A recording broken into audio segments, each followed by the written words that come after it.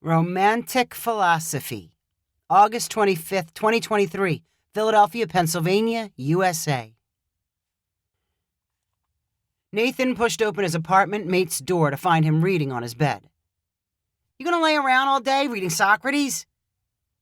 "It's not Socrates," Jude answered dryly, "but I am going to read all day." "Come on, classes haven't even started yet. This is your senior year of college. You're supposed to have some fun. How about going to a party tonight?" "No, thanks. You know what happens at parties. You ditch me, and I end up staring at a wall." "It's close by. If you're not having fun, you can walk home." "Whose party is it?" "Some guys I know.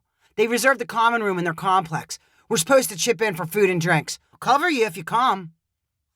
Jude let his head drop to the mattress and replied with an unenthusiastic, "I don't know. You might meet someone you like. Maybe the girl of your dreams." "Highly unlikely. I realize the odds of meeting anyone at a college party who can appreciate a deep thought are like 1,000,000 to 1. Nathan grinned and replied, "So you're saying there's a chance? Be ready by 8 o'clock.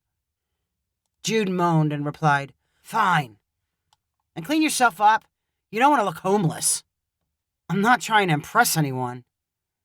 Yeah, you said that infinite times before. Next, you're supposed to say that everyone else is shallow and only into looks. But I'm telling you, it can't hurt to be a little presentable." Jude rolled his eyes but was already thinking of what he might wear. Jude and Nathan had known each other since their first year in school. They randomly ended up in the same dorm room and got along despite having little in common. They continued to live together after moving to an off-campus apartment. They understood and looked out for each other. That usually meant Nathan pushing Jude toward some kind of social life and Jude nudging Nathan to finish a degree. As time for the party approached, Jude folded down a page in his interlibrary-loaned book on early modern philosophers. He considered it a warm-up for fall classes. His latest obsession was Gottfried Leibniz. While the trivia-minded masses might call it boring, Jude was more than happy to spend a week diving deeply into Leibniz's arguments. He liked to think only a minuscule number of people were capable of such a feat. He felt real separation anxiety when putting down his book, but he had committed to Nathan. He showered and shaved off his scraggly facial hair.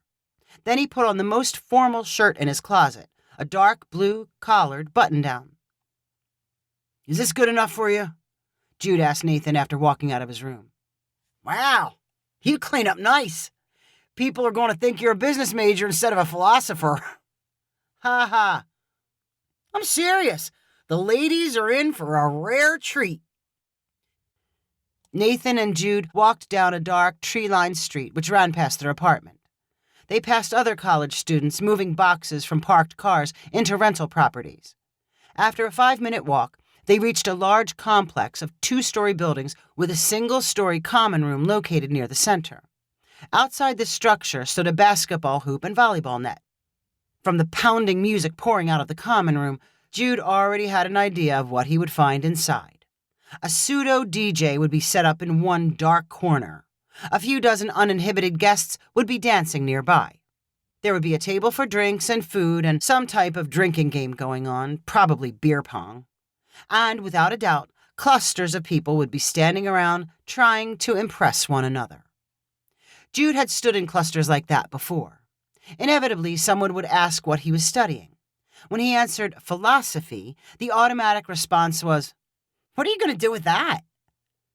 He hated what the question implied, that he was wasting his time and should be worried about a career and making money. There was more to life than money.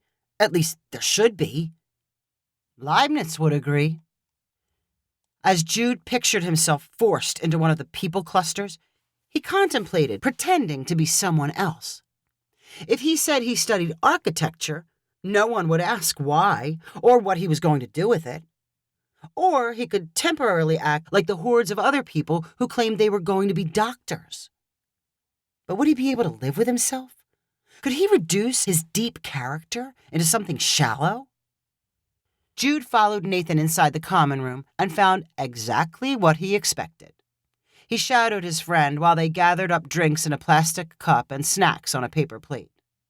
Nathan fist-bumped and shouted at people he knew, and then mercifully led Jude outside where the music was not so loud. 3 couches had been pulled out of the common room and someone's apartment and were arranged in a U-shape on a lawn near a lamppost. Nathan sat on one of the couches and began simultaneous conversations with the people around him. Jude sat next to Nathan and concentrated on his food plate. A random assortment of partygoers visited the couches before moving on to other attractions. Nathan thought he saw someone he previously dated and left to say hello. Jude figured he had officially been ditched and began plotting his exit and walk home. Before Jude stood up, 2 girls walked over and sat on the couch next to his. One of the girls had straight blonde hair and wore a crop top. From the expression on her face, Jude immediately classified her as insincere and ditzy. The other girl, the one sitting close enough to Jude that their knees almost touched, was entirely different. She had dark, corkscrew curls and an angel face. In the overhead lamp's golden light, he could not tell if her eyes were light brown or hazel. She was the most beautiful girl he had ever seen. Jude knew he should not study her so intensely, but he could not help it. She hardly seemed real. He smiled shyly in greeting, but after a nodded acknowledgement, the dark-haired girl continued the conversation with her companion. The words had something to do with finding genuine happiness and your true self.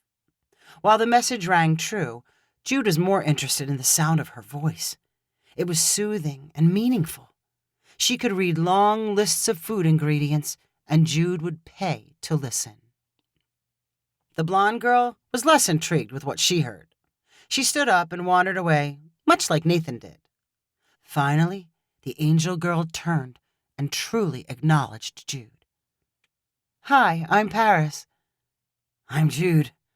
He tried to think of something smart to say, but all he came up with was, "Do you live here?" "No, a block away. I'm new, here for school, a transfer student." "Welcome. I've been here a while. I'm a senior." "Oh, what are you studying?" There was the question. Already.